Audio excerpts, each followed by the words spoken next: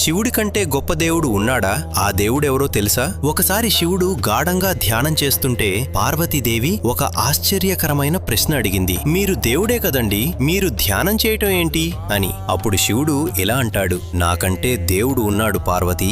అది విని పార్వతీదేవి ఆశ్చర్యంగా అడిగింది, ఎవరా దేవుడు?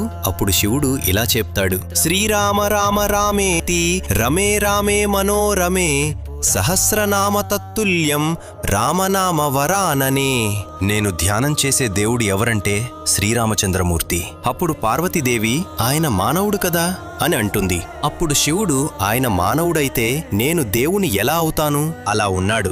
అదే పొద్దున్న 10ంటికి పట్టాభిషేకమని రాత్రి 10ంటికి వనవాసం అంటే రెండిటినీ సమానంగా తీసుకోగలిగినవాడు ఎవరైనా ఉంటారా ఈ సృష్టిలో పార్వతి? శివజ్ఞానం అంటే అదే కదా, శివజ్ఞానం అంటే అదే కదా. అటువంటి మహానుభావుడైన శ్రీరాముడినే నేను ఆరాధిస్తున్నాను.